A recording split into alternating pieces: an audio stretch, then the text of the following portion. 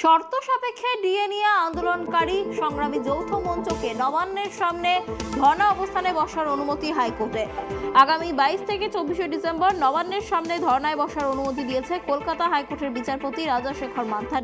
সূত্রে খবর, সেই রায়কে চ্যালেঞ্জ করে ডিভিশন বেঞ্চে আপিল করতে চলেছে রাজ্য। উল্টোদিকে আজ রাত 12টা থেকেই সংগ্রামী যৌথ মঞ্চ হাইকোর্টের নির্দেশ মেনে নবান্নের সামনে ধর্ণায় বসতে পারে।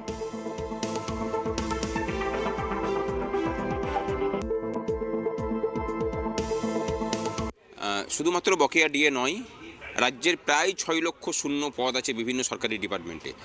সেইগুলোকে স্বচ্ছতার সাথে নিয়োগ করতে হবে, এই দাবিটাও আছে। অস্থায়ীদের স্থায়ীকরণ করা, তাদের জন্য সাম্মানিক বেতন কাঠামো প্রদান করা, এই সমস্ত কিছুই আছে। যে রায় দিয়েছেন, আমরা মনে করি যে গণতান্ত্রিক ব্যবস্থাতে মানুষের অধিকারের যে লিগ্যাল রাইট আছে, মৌলিক অধিকার আছে, সেই অধিকারটাকেই আজকে হাইকোর্ট আপিল করেছে। আমরা মনে করি যে নবান্নটাকে যেভাবে সাধারণ মানুষের অগম্য করে রাখা হয়েছিল, এই রায়ের মধ্যে দিয়ে সেটা সকলের কাছে খুলে গেল। আজকের হাইকোর্টের এই রায়েতে আপনাদের এই যে এতদিনের আন্দোলন, এতগুলো দাবি দাওয়া নিয়ে, সেটা কি আরও একটা ধাপ এগিয়ে গেল বলে মনে করছেন?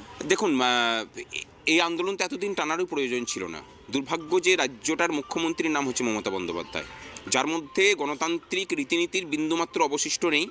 আর উনি আবার গণতন্ত্রের ফেরিওয়ালা হয়ে গোটা দেশকে নাকি গণতন্ত্রের পাঠ শেখাবেন। তার নিজের কর্মচারী 11 মাস ধরে বসে আছেন। কেন আমাদেরকে নবান্নে যেতে হবে? কেন উনি আমাদের সাথে বসে পড়ে সমস্যার সমাধান করতে পারছেন না? যদি অসুবিধা থেকেই থাকে, সেই অসুবিধা তো আমরা জানি, আমাদের সাথে বসে আলোচনা করুন। কিন্তু যেটা প্রয়োজন সেটা হচ্ছে সত্য কথা বলতে হবে। ওইসব মিথ্যা গোল গোল কথা নয়, যেটা কেন্দ্রের কাছে এত টাকা পাওনা আছে বলে দিতে পারছে না, এইসব কথাবার্তা চলবে না।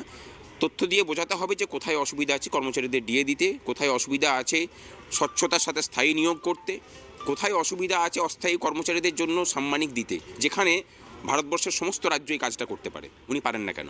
আপনারা দীর্ঘদিন ধরে, প্রায় 1 বছরেরও বেশি সময় ধরে আপনারা এই আন্দোলনটা করে যাচ্ছেন। এই শহীদ মিনারের এখানে আপনারা অস্থায়ীভাবে তাঁবু খাটিয়ে রয়েছেন। আজকে আপনাদের নবান্নে যেতে হচ্ছে, নবান্নের সামনে গিয়ে আপনারা ধর্নায় বসবেন হাইকোর্টের নির্দেশে, অনুমতিতে। আপনাদের কি মনে হচ্ছে যে এই ধর্নাতে কোনো ফলপ্রসূ হবে? এবং যদি না হয়, তাহলে আপনাদের পরবর্তী পদক্ষেপ কী হবে? পরবর্তী পদক্ষেপ আমরা তো বলেইছি যে এরপরে যদি কাজ না হয়, জানুয়ারি শেষ দিকে লাগাতার ধর্মঘটে যাওয়া হবে। যেটা দিয়ে যে ভাষাটা উনি যখন বিরোধী ছিলেন তখন টানা 72টা দিন উনি ধর্মঘট করেছিলেন শুধুমাত্র 3টে বছরের মধ্যে, সেই ভাষাটাই বোঝানো হবে ওনাকে।